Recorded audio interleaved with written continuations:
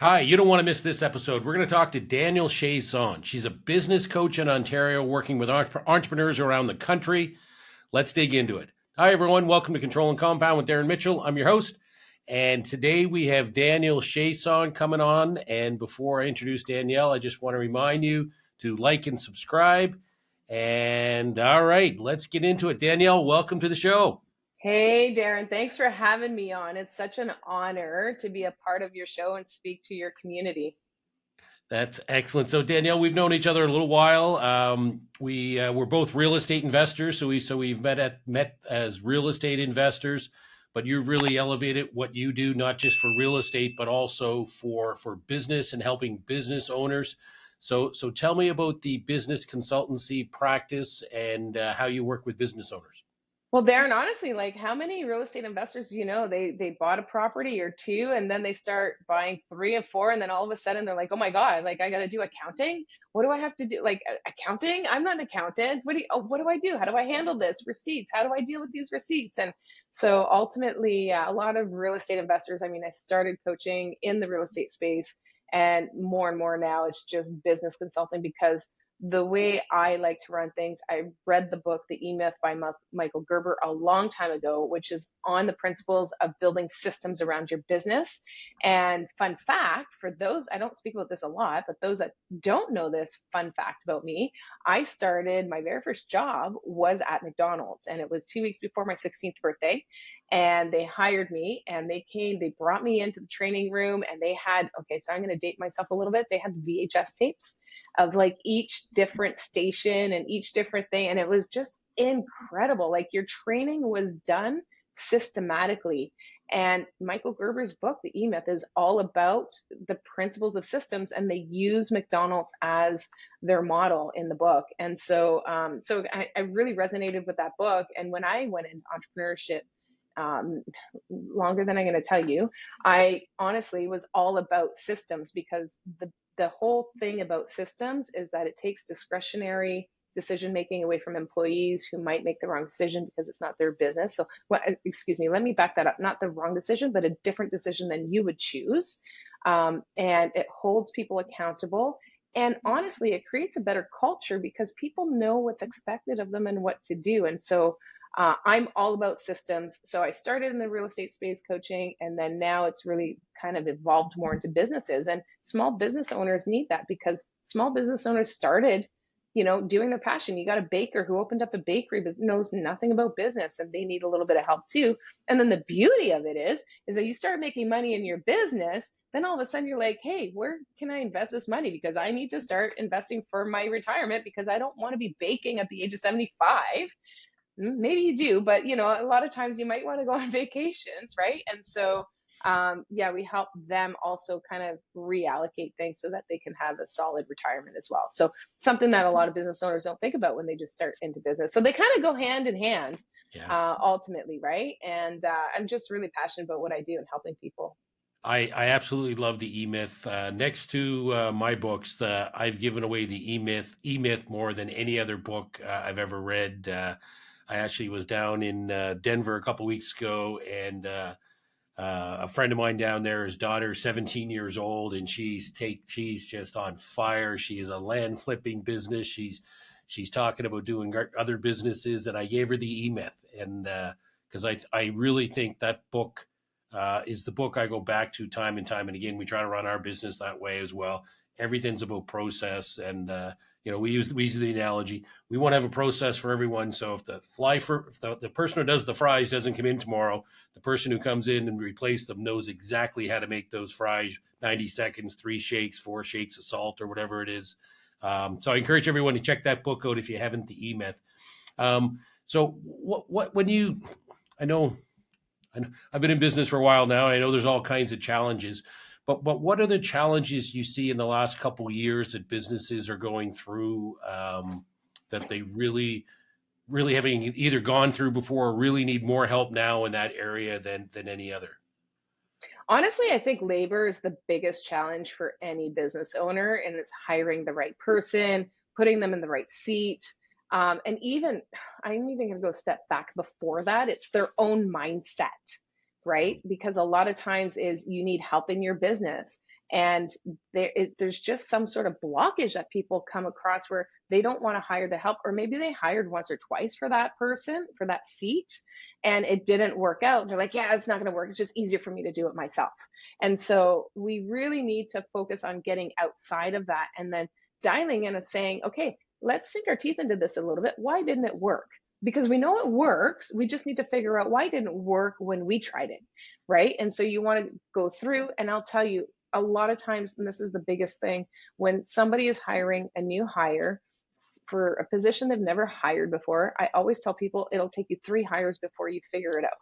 And it's not because you're hiring the wrong person, it's because you don't know what the heck you're doing. You don't know what your expectations are. You don't know what you want to delegate to that person. You just know you need the help, right? And so, and maybe maybe it's in this department, but you haven't really created any structure around it. And then coming back to the systems, it's really important that you have those systems in place so that the employee knows how to deliver and meet your expectations. And those systems give you that. So every time you hire somebody and you start throwing things their way, and then I'm honestly, like, if I was an employee and I had a boss that was really chaotic and just all over the map and throwing stuff at me and wasn't organized and maybe a little bit cranky because they got a lot going on their plate, and so they're trying to manage me, train me, and like it's not a pleasant experience. I'm not gonna stay, right? It's not gonna be a fun environment for me. So either I quit or they fire me because I'm not performing. So I always say it takes about three times a charm, right? By the third time around, you're going to be very clear on what tasks you want to delegate to that person. You'll be able to start to have a little bit of structure around it. You're going to start being a better manager because you're going to learn from your mistakes, and you better learn from your mistakes, your lessons. I don't like mistakes, but your lessons that you learned from the previous hires. And it just makes you stronger at your craft. But really getting over that mindset that, you know what, screw it, I can do it better myself, or nobody can do it as good as me. Like, you have to be okay with 80% of what you would do. Ultimately, this is nobody else's business but your own. You're always going to exceed at 100% or more, because most business owners are alpha people. They're overachievers. They're ambitious. They want things done right. And you cannot have that same expectation of employees. If you do find an employee like that, typically they're not going to stay with you anyway, because they're also ambitious and driven, and they're going to go somewhere else, right? Do something better for themselves. They're just not going to stay very long in a stagnant position, because they're also going to want to grow, right? Yeah. So there's a lot of work there to be done just in the mindset of the entrepreneur in order to be able to create the systems and build out and grow and scale. Yeah, I know as an entrepreneur, I mean, it's like, well, no one's going to do this as good as I did. Like and you're right. Like you've got to get over the fact that, yeah, maybe you can't duplicate yourself. But what I've found is it'll surprise you. You train someone and it's like, oh, they can do it. And then all of a sudden they're doing things you didn't think of. So it's, when you empower people, they'll surprise you. Now, every now and again, they'll disappoint you, and maybe that's why you got to go through 3 hires. But one of the things I loved, I had a business coach and years ago, and he had me sit down and figure out my top 10 clients, what I made per hour, just when I was in front of those clients. And then he goes, now figure out not the meeting list, but the tasks you shouldn't be doing, you shouldn't be doing. How long are you spending on those tasks? And it's like, how much an hour would it cost to hire someone to do that part? Well, that's what you got to farm out, so you can focus on the stuff that's really gonna generate money. Absolutely. Okay, so I want to talk about goal setting, because I know a lot of entrepreneurs, they start a business and their goal is to make money. Uh, but I find really the importance of goal setting. How do you work with coaching clients to help them set goals that not only are realistic goals, or even like stretch goals, but then the accountability to reach those goals? Because I find people, January 1st, you're going to write all kinds of goals. You're going to follow it to a T for a good 7 to 14 days, maybe even a month. And then all of a sudden you're back in January 1st the next year saying, hey, let's do some goals. So how do you set goals, and how do you keep them accountable to them? Well, ultimately, there's a difference between a goal and a task, a goal, a project, and a task. And so I like to break them down. When we first, and I just had a call just an hour ago, actually, Darren, where we onboarded somebody, and we don't start with the goals, but ultimately that's where we start building the blueprint our roadmap that we give our students, and it's all done custom. The reason why we do that, we start with the goals. However, the goals are not the things that are going to get you up and going in the morning.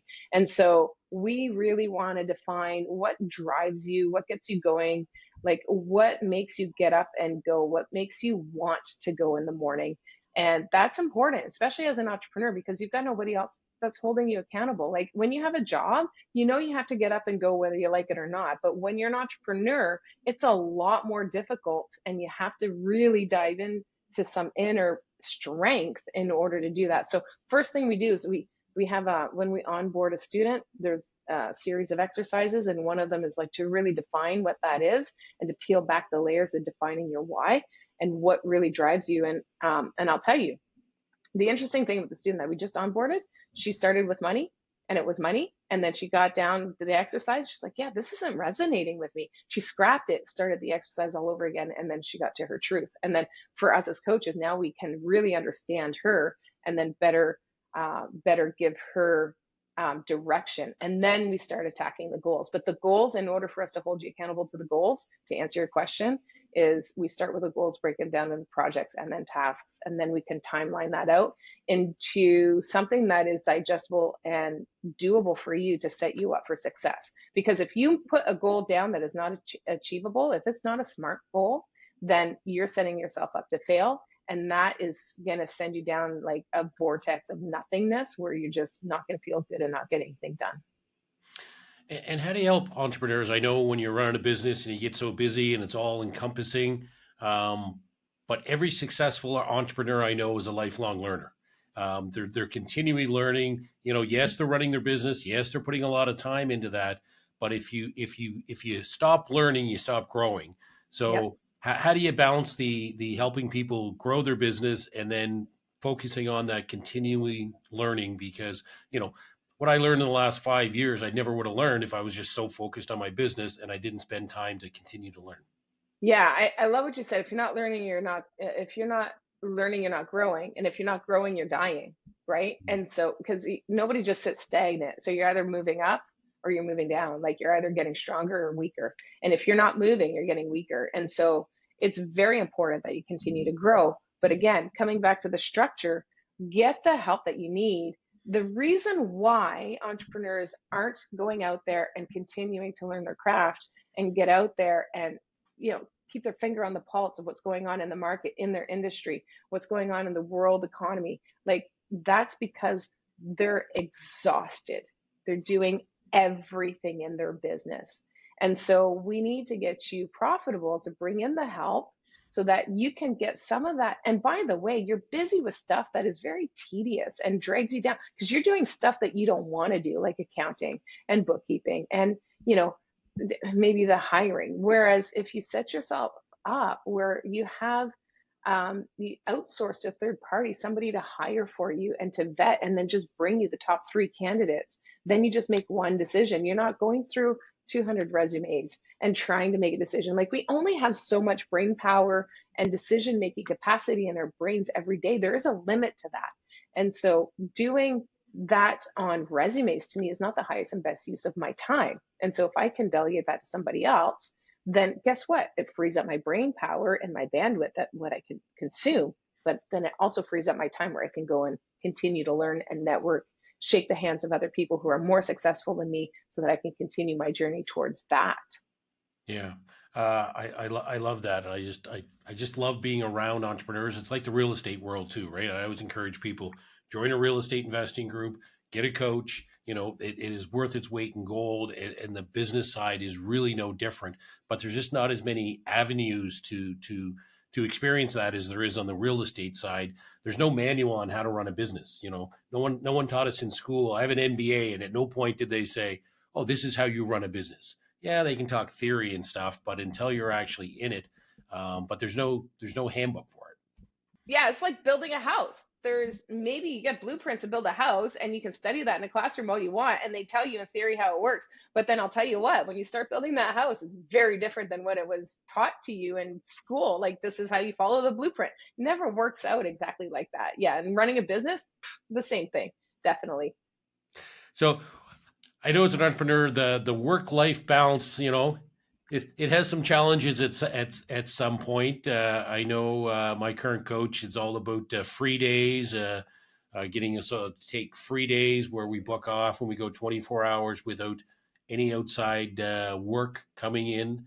And I resisted that for a long time, but I find it incredibly powerful. Your mind clears. It's I flew to Alaska the other day, and it was just great thinking time of just being able to sit there and think without distractions. But the free days just to shut everything down. How do you balance that work life balance for the entrepreneur? Yeah, again, it comes back to the mindset and and getting them to enroll them to say, "Hey, look, you just got to trust me on this.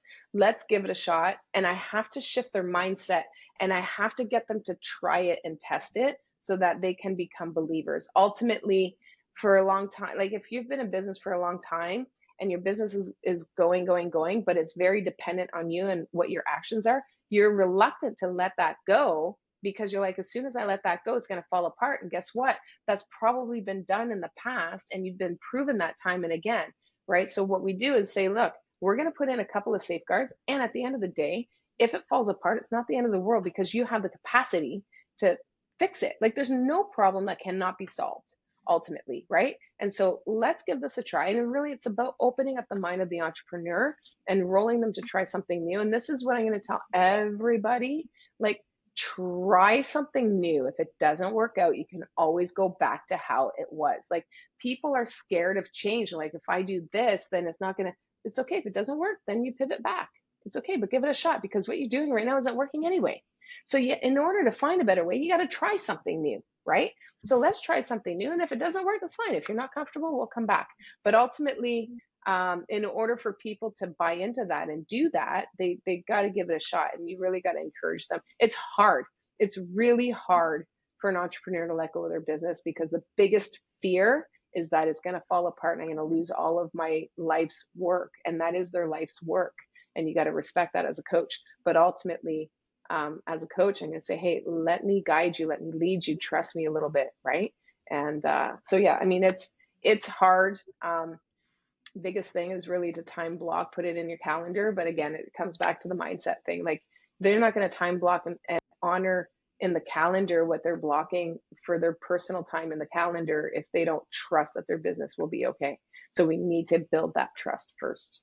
Yeah, and I understand the importance of working on your business, but the eventual down the road, if you're going to sell your business, how much is this business going to be worth if without the owner it collapses, versus how much is this business going to be worth if it's a self-managing company, or to a large degree a self-managing company, and the owner can step aside with over a transition period and still maintain the business. I think that's huge and gets overlooked. Well, never mind that, Darren. Like and this is how I can convince a lot of people quite quickly. It's like, okay, well, look, what if you get sick tomorrow? What if you get hit by, okay, maybe not hit by a bus. I gotta stop saying that. But what if you get cancer? Or, what if you have a heart attack and you end up in a coma in the hospital for a few months? Like your business will tank and there will be no coming back from some trauma to that degree. And if you're doing this for your family, for stability and for some security, financial security, well, if the business is relying on you to that degree, then you're actually doing your family a disservice, and we need to fix that.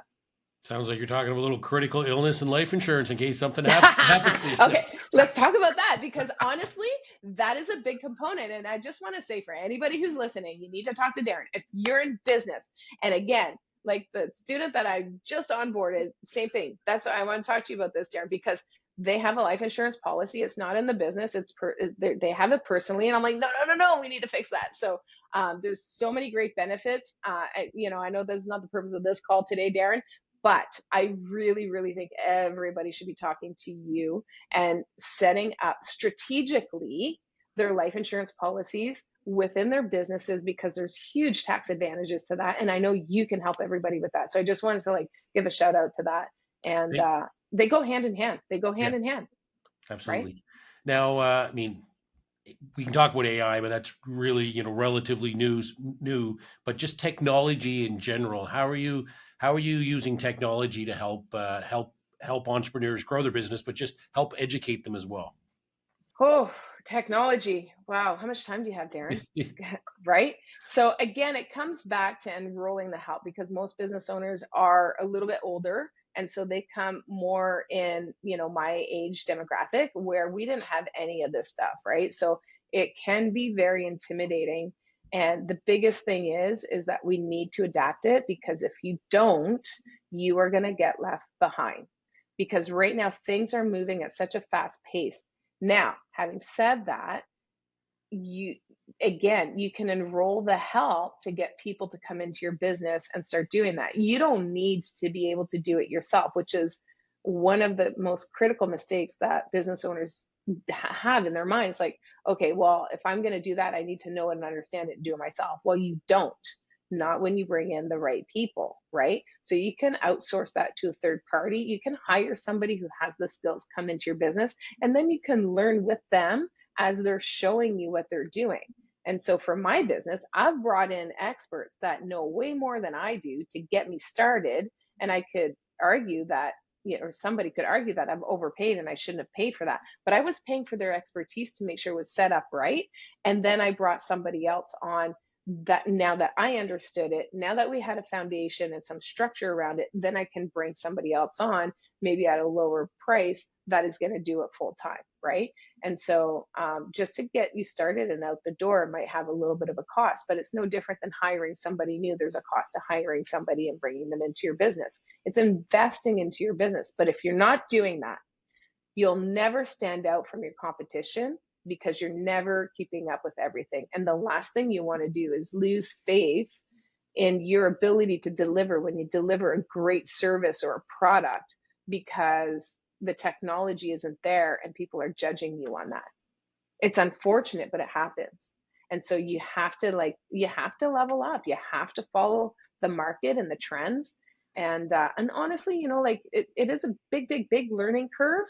But once you get over the hump, it's really not that bad or that hard, but you really have to leverage technology. So AI is out there. There's a lot of AI. I mean, it's great for, all the copy. I use it a lot. I use Chat GPT a lot for copy editing and for writing emails and like even the monthly events we're doing. I have the speakers come in, they send me their bios, and I use Chat GPT to say, hey, write this bio. I use their bio, and then I go, write this professionally, then make it shorter, put it in bullet points, like all the different ways that I need for marketing. And it shaves me a ton of time, and it's written better than I could possibly do myself.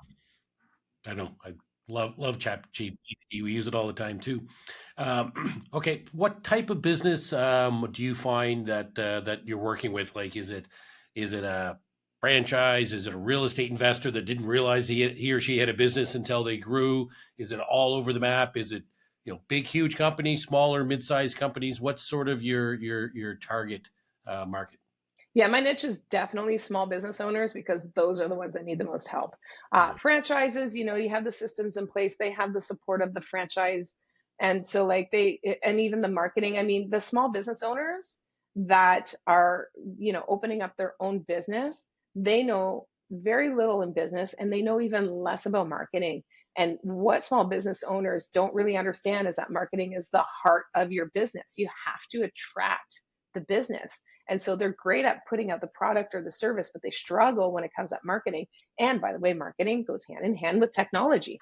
You have to learn the technology and learn how to market to your audience. And there's very strategic ways of doing that. Like, in my world, you hear the word avatar. So figure out who your client avatar is. And then you have to figure out where that avatar is hanging out and what's the best method to communicate with that avatar. And then that's how you're going to get the marketing out to them, right? So, I mean, if your avatar is somebody who is out and, they're out and they're in public and they're out with people and they're always like, you want to market to those communities, right? Sending them emails. Maybe they're not reading their emails. So maybe you want to be out there sponsoring and getting out there maybe at trade shows because your avatar is out there and they're buzzing around people, right? So, marketing is really the key engine and small businesses need that. And like you said, tech, they don't understand tech. Like there's no handbook, like you said, like where do you go? Like there's so many different ways. And that's where like we really just streamline it. We dive into your business and figure out like what's the best strategy for you because each strategy is tailored to each unique business. Like each business has a different avatar. And again, business owners have different goals too. Like maybe they just want to have like slow and steady, or maybe they want to scale, like depending on what your goals are, right? Like that's where it all starts. But yeah, I mean, small business owners need the most help. When you're going into franchises, they have that support, they have that structure that we talk about. And also the education, because franchises will educate their franchisees, right? And so then they learn, all this other stuff. But there's a lot less pressure on a franchisee than there is on a business owner to go and get your own leads, because the franchises will do that for you. They do the marketing, right? I mean, you pay for it, but they do the marketing for you. Yeah.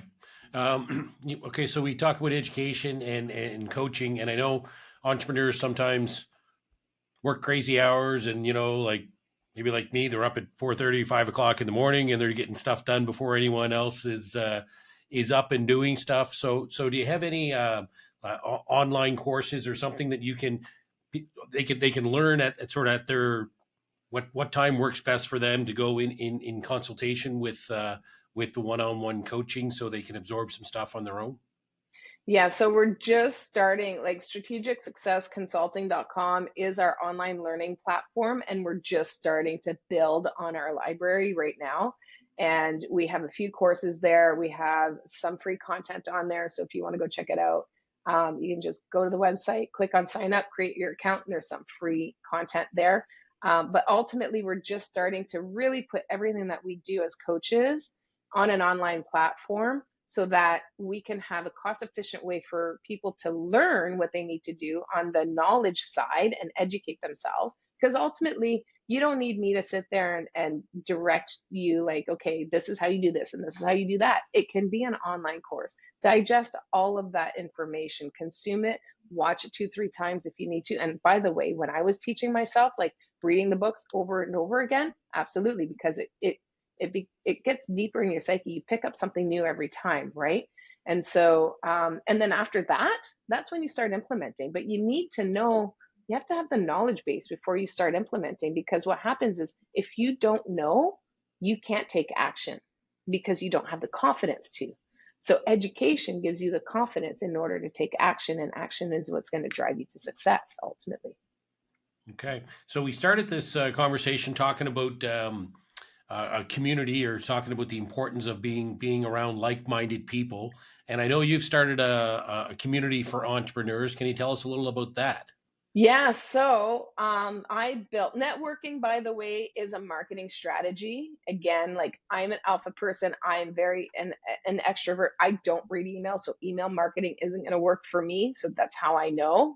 If you're looking for me as an avatar, I'm none of that, because I'm outward person.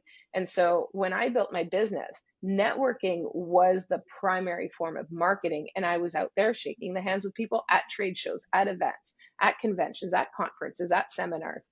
And so I know how powerful that is. And by the way, when I'm out there networking, I'm also learning, because I'm having conversations with people. I'm hearing what's going on in the market. I'm hearing what's happening in my industry. I'm also learning these strategies, because somebody might say something that I never heard of before and say, tell me more. Just like, hey, Darren, tell me more about this infinite banking. Like, I hadn't heard that before, right? And so, like, going out there and networking and marketing with these people, not only are you learning, but you're also connecting with people that will help you in your business. And I wanted to give that back to people who are starting or who are struggling.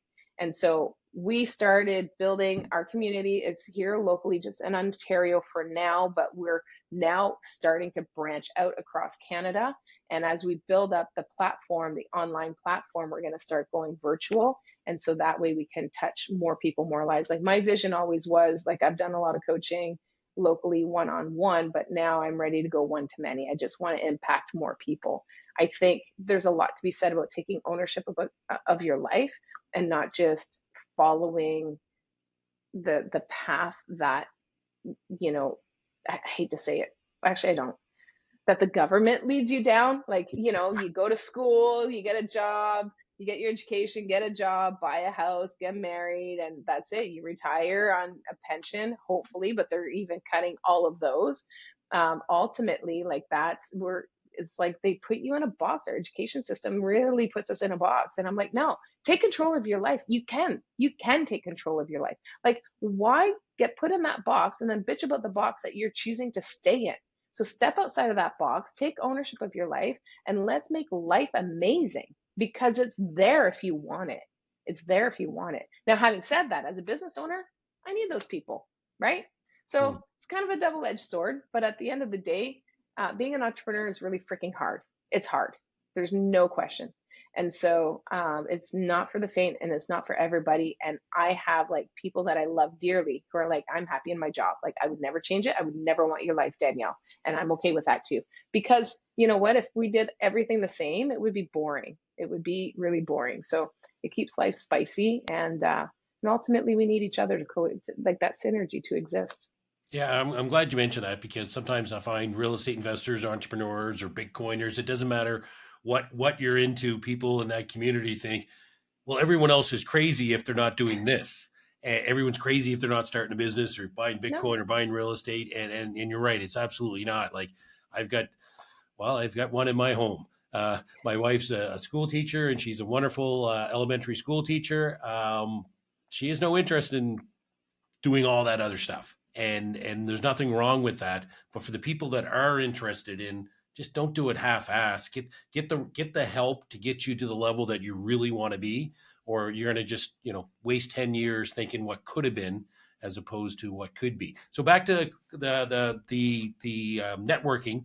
You've got an event coming up in January. yeah, so we just had our event in November, which Okay. just was a smash. It was awesome. December, we're having just a networking social. But our monthly events are networking. They're geared around networking, learning, and fun. That's it. Like, there's no reason why we can't have fun while we're learning and while we're networking. And for a business, like, essentially, I'm working. Like, I freaking love my job. Like, my job is to go into these rooms and hang out with people that I love to hang out with and talk about stuff that I love to talk about, that I'm passionate about. Like, how can you not love your job when that's your job? So ultimately, the next one is up in January, and da, da, da, da, guess who's gonna be our speaker? Mr. Darren Mitchell himself. We're gonna talk, Woo. right? So we're gonna talk about how businesses need you, insurance, in their businesses in order to really have a well-rounded business and bring protection, so that if you do get sick, right? If you do get sick, it's you have some protection for your family in place, that your business can survive because there are things going on that are outside of your control. At the end of the day, business owners think they can control everything, but guess what? You can't. You just can't. But you can put some safeties in place. Darren's going to talk about that. It's going to talk about all kinds of great things. I'm so excited to have you guys out at our next strategic entrepreneur networking event here in Oakville. I'm like so stoked about this because it's something that doesn't get talked about enough. Yeah, we're gonna focus on talking about what every business owner should have in place and how do they take control of their money. Because I find business owners often money's just it comes, Mm-hmm. it goes, and they don't track it. So we're going to talk about that. So yeah, no, I'm really looking forward to a room full of business owners to chat with because it's so nice to be around people that are going through something similar as to what you're going through. So I encourage everyone to check that out. We'll put some more emails out as we get closer to the event. But January 23rd, and where's it? What's the location? Yeah, it's at the Oakville Conference Center here in Oakville. And 7 p.m. we got free parking, doors open 6:30. But people have been showing up at 6 o'clock, and networking has been fantastic. So I think we're going to even open up the doors at 6 o'clock. Like, we're just going to make that official 6 o'clock. That way people can come and network. Because I mean, I'll tell you what, Darren, I mean, we have our networking breaks and people don't want to come back in. Like, they're just networking and really connecting. And I want to nurture that. Like, I want to create an environment where we can nurture that, because it's really, really critical to your business and also to your mind. Because you kind of said it, and I want to come back to it, Darren. What you said is, connecting with people who are going through the same experiences as you are in your life. If you're a business owner, your family and your friends typically aren't in the space you are. They're not business owners or real estate investors. They're not dealing with tenants, or they're not dealing with cranky clients, or whatever the case may be. And so you feel very alone, and nobody gets you. Like, you can't even, there's no sounding board. Like, when you're struggling, you just want to, like, well, this happened to me today, and have somebody understand and nod their head. Whereas, like, the people in our immediate network, and our inner circle and our personal inner circle don't get it. We can't even talk to them about that. And so being around people who get us so that we can voice what struggles we have, and then they say, yeah, that happened to me last year and this is how I dealt with it, and then all of a sudden you get validated that, hey, it's not me, it's just the journey. And that's why I try telling all entrepreneurs and real estate investors, look, it's the journey. It's the journey. Stop thinking it's you, because it's not. It's the journey. I love it. Okay, so I just want to make sure I get the website right. strategicsuccessconsulting.com. That's right. Awesome. Danielle Chiasson, we're going to put all your links, your bios, and all your socials in the links below. This was fantastic, Danielle. Really looking forward to spending time with your entrepreneur group in January. Encourage everyone to check it out. That's it for today. Thanks for watching. Thanks for listening. Have a great day.